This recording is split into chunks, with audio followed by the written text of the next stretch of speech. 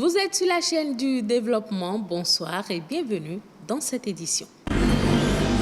Le Bénin, à l'instar des autres pays, n'échappe pas à la flambée des prix des produits alimentaires. Comment limiter ses dépenses pendant cette période de cherté de la vie? On en parle. Enseigner, c'est libérer le potentiel de l'apprenant et lui offrir de nouvelles perspectives. La transformation de l'éducation commence avec les enseignants et enseignantes. Et puis le lupus, nous allons en parler. En effet, c'est une pathologie très invalidante qui touche 5 millions de personnes dans le monde.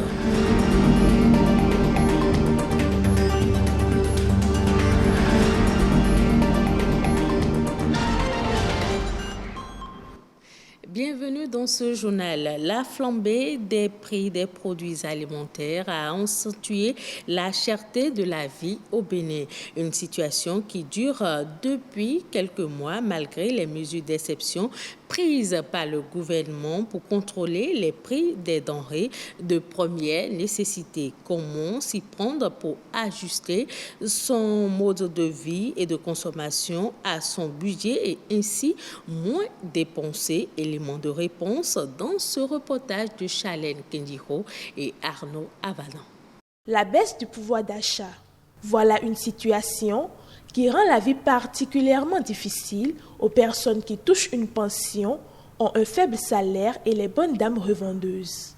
En clair, le panier de la ménagère est bien épicé.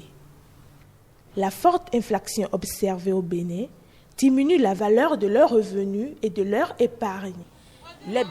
Tout est cher, pas seulement ce que je vends, mais tout. Nous les vendeuses, nous souffrons de même que les clients.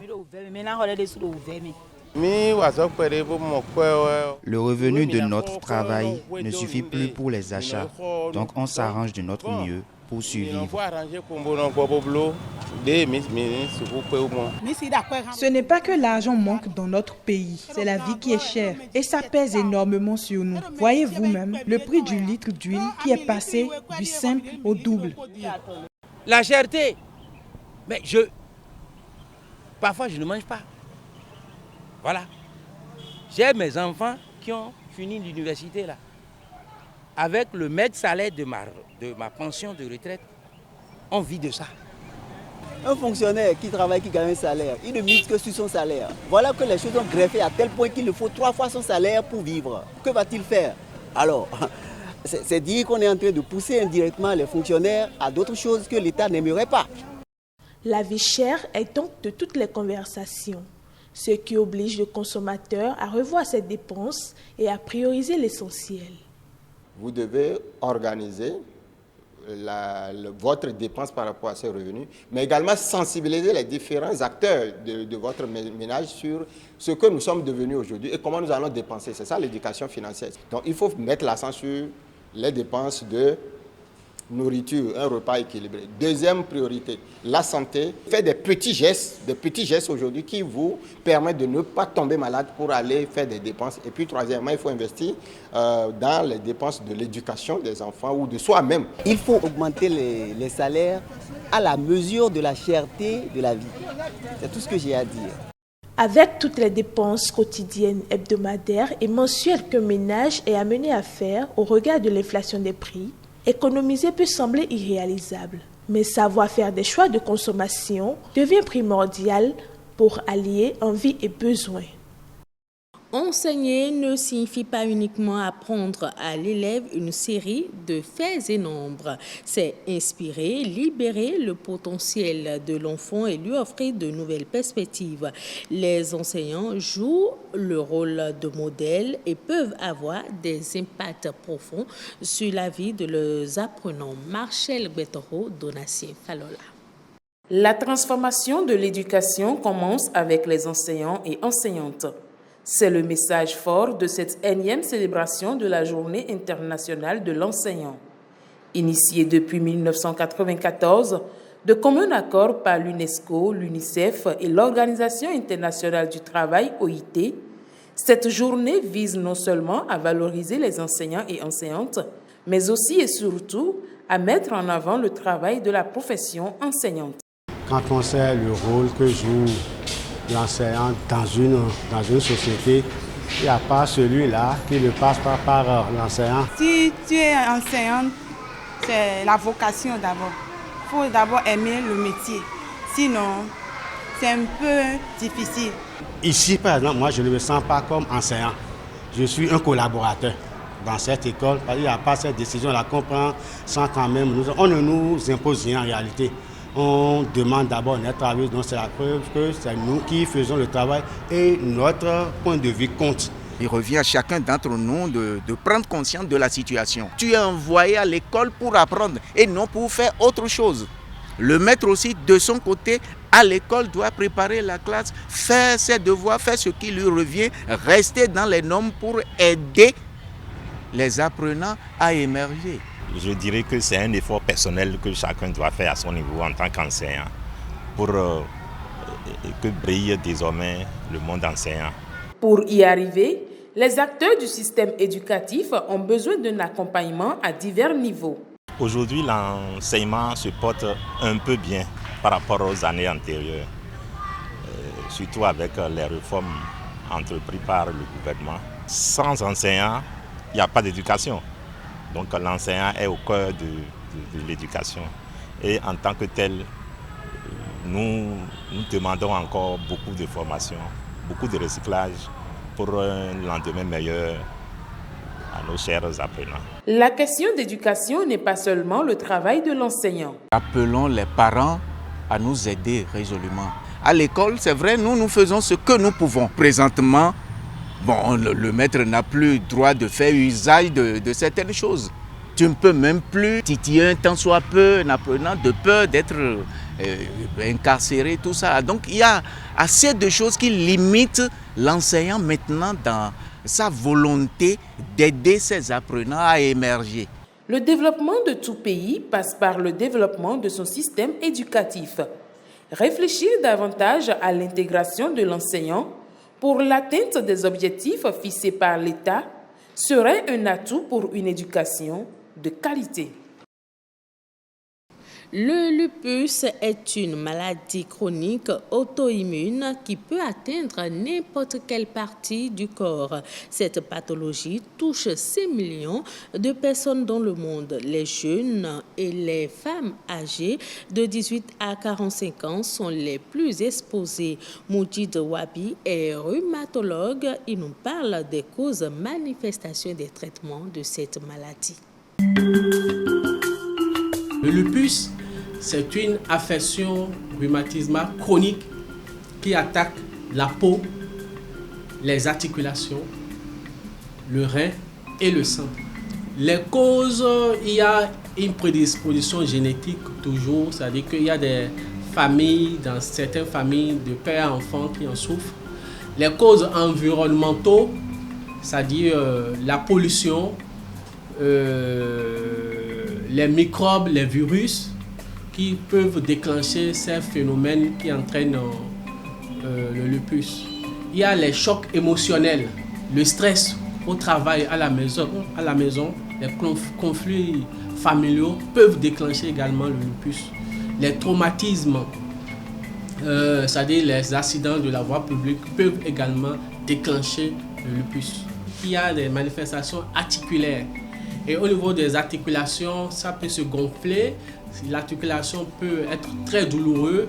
La personne peut avoir du mal à bouger ses articulations et pour finir, la personne peut avoir du mal à se déplacer, entraînant un handicap majeur. Au niveau de la peau, ça peut entraîner des rougeurs, des plaques de rougeur, surtout au niveau du visage de la personne. Ça peut entraîner aussi une insuffisance rénale. Bien sûr, il y a des traitements pour les rhumatismes, les traitements symptomatiques pour calmer les douleurs, l'inflammation, les corticoïdes, le paracétamol. Et le traitement symptomatique, on peut aussi faire des infiltrations, on injecte des produits dans les articulations. Le traitement de fond, c'est un traitement qui dure de plusieurs mois. On peut traiter par méthotrexate, du plaquenil, de l'euphénomide et puis après, nouveau traitement, les anti-TNF. Au Nigeria, 28 États sont actuellement frappés par une épidémie de grippe aviaire hautement pathogène. Face à cette situation, les autorités soulignent que plus d'1 million d'oiseaux ont été abattus pour limiter la propagation de la pathologie et que 3,3 millions d'œufs ont été détruits. Cette situation est un coup dur pour la filière avicole nigériane qui produit encore moins de 30% des besoins de consommation de volailles du pays. Le ministère de l'Agriculture prévoit de débourser une enveloppe de 1 milliard de dollars, soit environ 620 milliards de francs CFA, en guise de dédommagement aux éleveurs ayant enregistré des pertes. La suite de l'actualité au plan international, c'est dans Eco-Inter qui porte la signature de Arnaud Kodjo Adadja. TikTok veut à tout prix éviter de subir en Europe le rejet qu'il suscite actuellement aux États-Unis.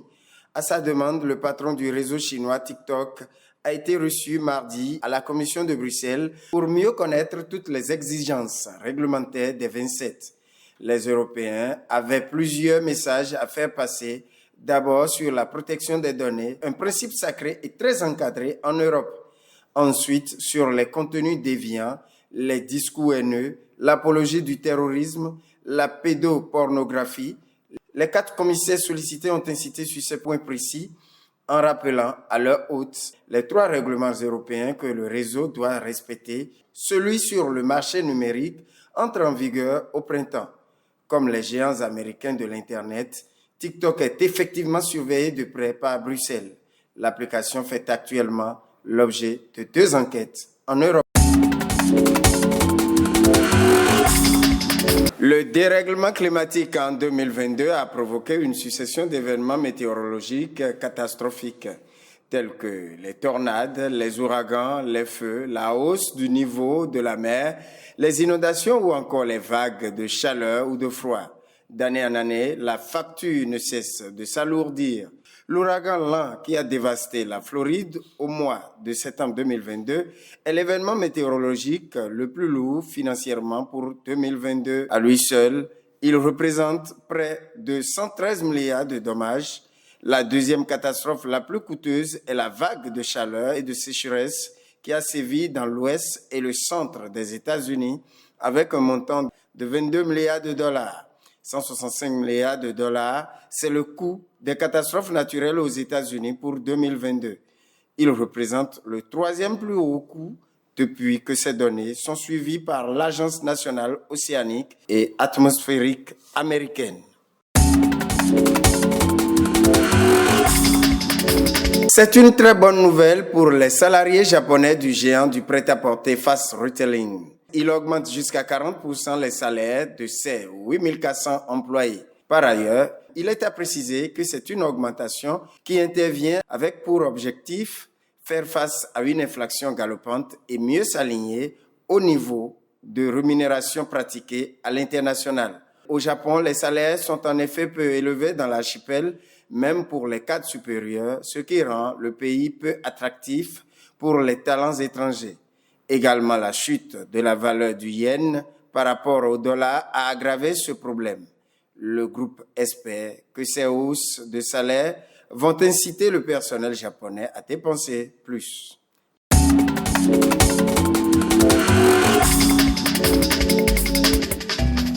Et ce sera tout pour cette édition. Merci de l'avoir suivi. Retrouvez ce journal sur le site de l'ORTB, www.ortb.ich.